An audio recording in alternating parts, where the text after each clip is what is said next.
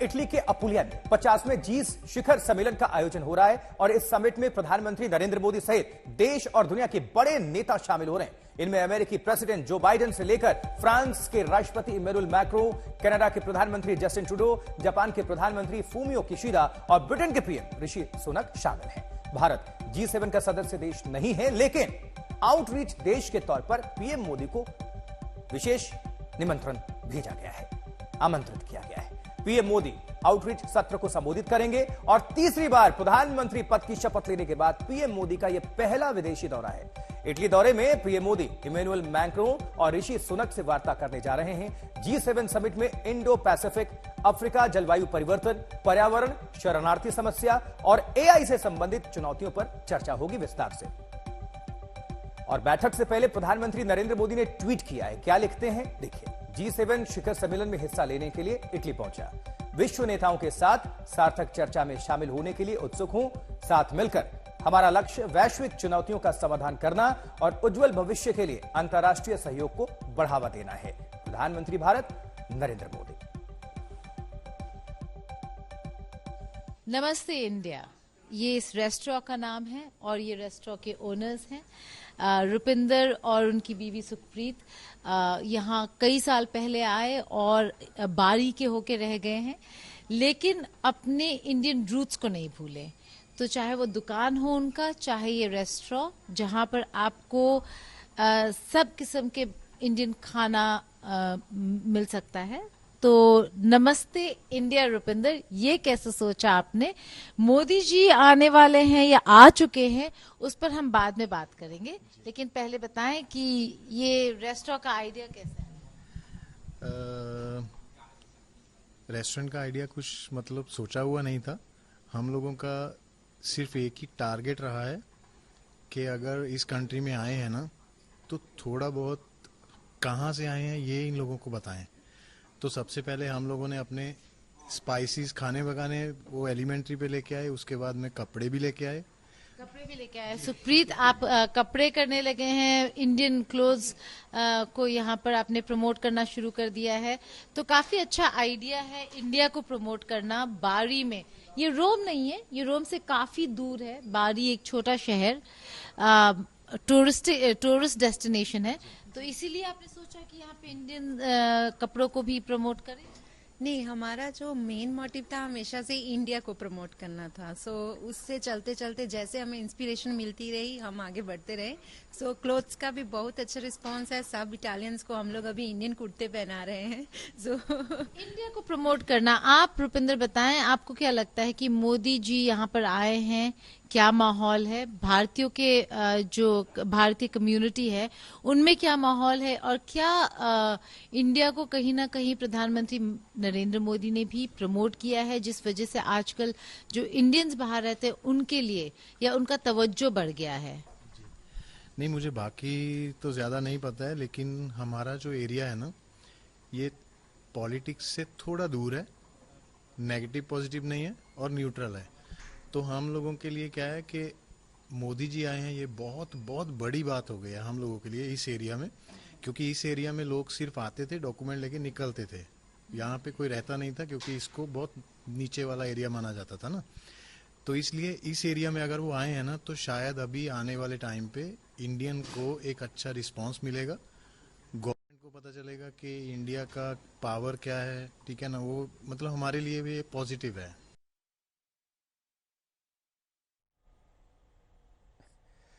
तो देखिए, प्रधानमंत्री नरेंद्र मोदी इटली पहुंच चुके हैं और शपथ लेने के बाद जब तीसरी बार प्रधानमंत्री वो बने, उसके बाद से पहला इनका विदेशी दौरा है G7 में शामिल होने के लिए। चलिए अब गीता मोहन का रुख करेंगे। इटली से ही हमारी सहयोगी जुड़ी हुई हैं।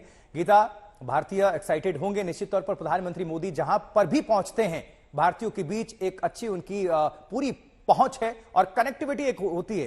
किस तरह से वो सीधा कनेक्ट कर लेते हैं, तो किस तरह का माहौल है और दुनिया के दिग्गज वहां पर पहुंच रहे हैं, तो प्रधानमंत्री मोदी की मौजूदगी किस मायने में और महत्वपूर्ण हो जाती है? देखिए, जहाँ ये समिट हो रहा है वो काफी दूर है रोम से, तो बहुत सारे लोग यहाँ नहीं आ पाए भारतीय समुदाय के, लेकिन काफी सारे लोग ब्रंदीसी, जहाँ पर प्रधानमंत्री नरेंद्र मोदी का प्लेन लैंड किया कल रात 11 बजे के करीब, आपके यहाँ काफी सुबह हुई होगी, जब लैंड किया तो वहाँ पे काफी भारतीय आए थे, मिलान से आए, रोम से आए प्रधानमंत्री नरेंद्र मोदी का स्वागत करने के लिए। लेकिन बारी और ये अपुलिया जैसी जगह जहां पर ये समिट हो रहा है वहां पर ज्यादा भारतीय नहीं है।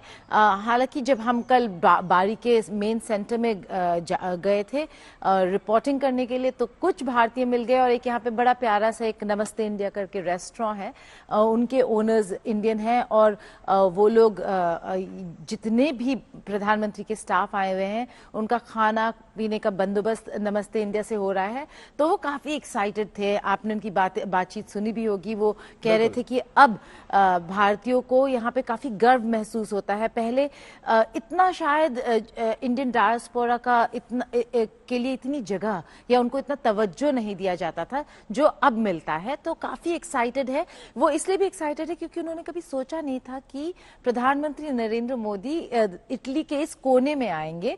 G7 समिट हो रहा है तो उनको आना ही था, लेकिन बहुत इंपॉर्टेंट डे है आज। पहला दिन पूरा रूस और यूक्रेन युद्ध पर फोकस था, आज चीन पर फोकस्ड होगा, और प्रधानमंत्री नरेंद्र मोदी अपने आउटरीच सेशन में युद्ध की बात तो करेंगे ही, अफ्रीका की बात भी बहुत बहुत ज्यादा करेंगे। ठीक है गीता, आप नजर बनाकर रखिएगा, दोबारा आपका रुख करेंगे। बहरहाल आपका बहुत बहुत शुक्रिया इस पूरी खबर पर दर्शकों को अपडेट करने के लिए। देखिए, यूक्रेन में युद्ध अपने तीसरे वर्ष में पहुंच चुका है, वहीं इजराइल और हमास के बीच युद्ध खत्म होने का नाम नहीं ले रहा है। ताइवान पर चीन की बुरी नजर है, और यूरोप में दक्षिणपंथी पार्टियां जो हैं वो मजबूत हो रही हैं। लोकतांत्रिक दुनिया को इस सप्ताह G7 से तत्काल मजबूत नेतृत्व की आवश्यकता है, लेकिन इटली में हो रही इस बैठक में कमजोर नेताओं का जमावड़ा भी है। ऐसे हालात में भारतीय प्रधानमंत्री तीसरी जीत के बाद G7 की बैठक में हिस्सा लेने के लिए पहुंच चुके हैं, लेकिन उनके इटली पहुंचने से पहले भारत का नमस्ते G7 में पहुंच गया था।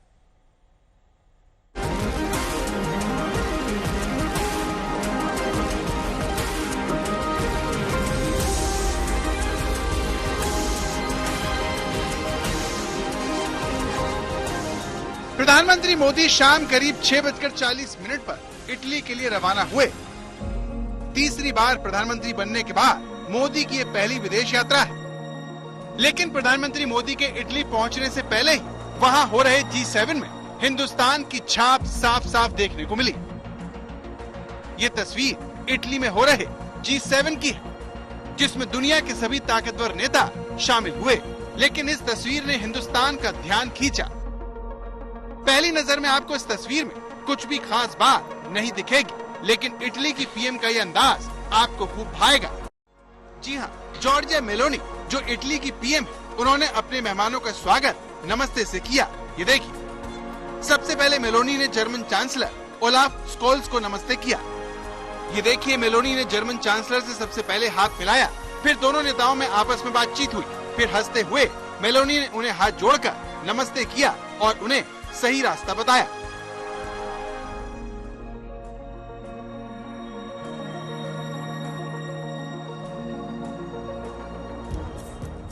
आमतौर पर भारतीय नेता दूसरे देश के नेताओं के स्वागत में हाथ जोड़ते हैं। भारत में हुए G20 की तस्वीर देखिए, जिसमें प्रधानमंत्री मोदी ने मेलोनी का स्वागत हाथ जोड़कर किया। फिर करीब आने पर पीएम मोदी ने मेलोनी से हाथ मिलाया।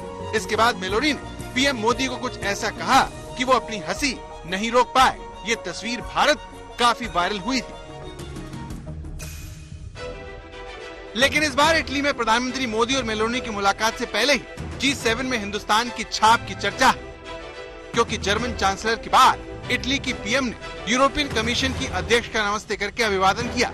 ये देखिए, हालांकि ऐसा नहीं है कि मेलोनी ने सभी को नमस्ते किया, बाकी नेताओं को मेलोनी ने इस तरह से अपने यहाँ वेलकम किया। तो मेजबान होने के नाते मेलोनी ने सभी नेताओं का स्वागत पूरे उत्साह से किया। जो बाइडेन तो इस स्वागत से ऐसे खुश हुए कि उन्होंने मेलोनी को सैल्यूट करते हुए अभिवादन किया। लेकिन भारत में चर्चा मेलोनी के नमस्ते करने की हो रही है। हालांकि इटली में G7 का आयोजन ऐसे वक्त हो रहा है जब दुनिया में दो युद्ध चल रहे हैं। यही नहीं, अमेरिका और पश्चिमी देशों के साथ चीन की प्रतिस्पर्धा तीखी हुई है। इस तरह इस सम्मेलन के दौरान कई वैश्विक मुद्दों पर चर्चा होने की संभावना है, जिसमें रूस, चीन, यूक्रेन, इजराइल और अफ्रीका जैसे देशों से जुड़े मुद्दे शामिल हैं। G7 समिट में भारत एक गेस्ट नेशन के तौर पे इनवाइटेड होता है। 10 ऐसे G7 समिट से जहां पर भारत को इनविटेशन मिला था, ये 11वां होगा। प्रधानमंत्री नरेंद्र मोदी कई सारे मुद्दों पर बात करेंगे। आउटरीच सेशंस में शिरकत करते हुए कई सारे जो मुद्दे हैं जो इस आज के दौर में पूरे ग्लोबल पॉलिटिक्स को इम्पैक्ट करते हैं, चाहे वो रूस यूक्रेन का युद्ध हो, इसराइल हमास का युद्ध हो, आर्टिफिशियल इंटेलिजेंस, इकोनॉमिक ग्रोथ की बात करें। प्रधानमंत्री नरेंद्र मोदी भारत का पक्ष, ग्लोबल साउथ का पक्ष आगे रखने वाले हैं। लेकिन बड़ी बात यह है कि जो नेता इतने गंभीर संकट के दौरान इटली में इकट्ठे हुए हैं, उनकी साख और ताकत घर बाहर दोनों जगह सवालों में। यूरोपियन यूनियन के चुनाव में हार से तिलमिलाए इमैनुअल मैक्रो ने फ्रांस में मध्यावधि चुनाव का ऐलान कर दिया है, जिसमें उनकी पार्टी की हालत अच्छी नहीं बताई जा रही।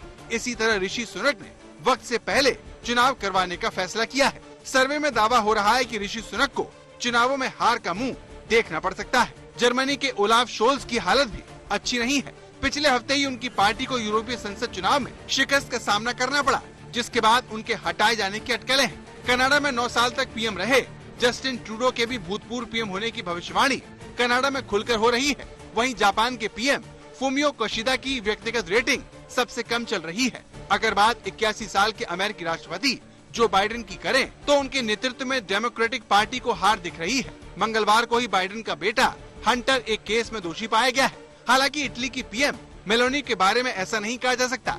बैठक से ऐन पहले उनकी पार्टी ब्रदर्स ऑफ इटली को यूरोपियन यूनियन के चुनावों में बम्पर जीत मिली है। इस तरह दुनिया मुश्किल में फंसी है और G7 के प्रमुख नेता सबसे कमजोर हालत में है। ऐसे में क्या वो बड़ा फैसला ले पाएंगे, ये अपने आप में बड़ा सवाल है।